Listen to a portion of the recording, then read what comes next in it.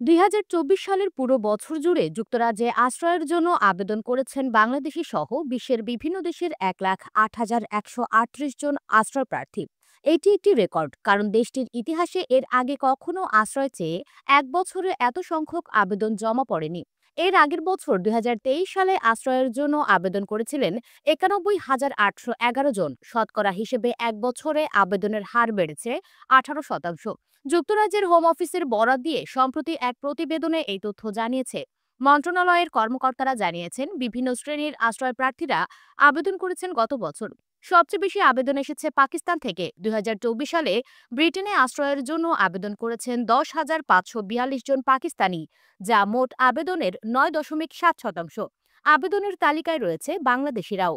এক বছরে সর্বোচ্চ সংখ্যক আবেদনের আগের রেকর্ডটি ঘটেছিল ২০০২ সালে। সে বছর জানুয়ারি থেকে ডিসেম্বর পর্যন্ত দেশটিতে আবেদন করেছিলেন ১,০৩,০৮১ জন আশ্রয় প্রার্থী।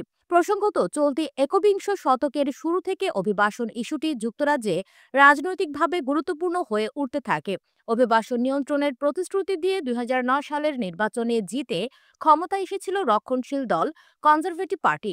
তারপর ১৫ বছর ক্ষমতায় ছিল দলটি। এই সময়সীমায় বৈধ অভিবাসন নিয়ন্ত্রণে বেশ কিছু বিধিনিষেধ আরোপ করেছে কনজারভেটিভ সরকার। কিন্তু এতে পরিস্থিতির তেমন পরিবর্তন হয়নি, বরং অভিবাসনের ধারা আগের মতো না হলেও অনেকাংশে অব্যাহত থেকেছে। গত বছরের নির্বাচনে জয়ী হয়ে নতুন সরকার গঠন করেছে সাবেক বিরোধী দল লেবার পার্টি। দলটির শীর্ষ নেতা কেয়ার স্টারমার হয়েছেন ব্রিটেনের নতুন প্রধানমন্ত্রী। ক্ষমতা গ্রহণের পর অভিবাসন নিয়ন্ত্রণে এ সংক্রান্ত আইনগুলো দৃঢ়ভাবে বাস্তবায়নের প্রতিশ্রুতি দিয়েছেন স্টারমার। হোম অফিসের কর্মকর্তারা জানিয়েছেন, পূর্বে আবেদন করেছেন কিন্তু এখনও সরকারের কাছে থেকে সাড়া পাননি এমন আশ্রয় প্রার্থীর সংখ্যা বর্তমানে ১,২৪,৮০২ জন। যুক্তরাজ্যের সীমান্ত সুরক্ষা এবং অভিবাসন মন্ত্রী অ্যাঞ্জেলা ইগল বলেছেন, আমরা শিগগিরই এ ব্যাপারে সিদ্ধান্ত নেব, আর বৈধ অভিবাসন নিয়ন্ত্রণে কি পদক্ষেপ নেওয়া যায় সে ব্যাপারেও সিদ্ধান্তে আসব।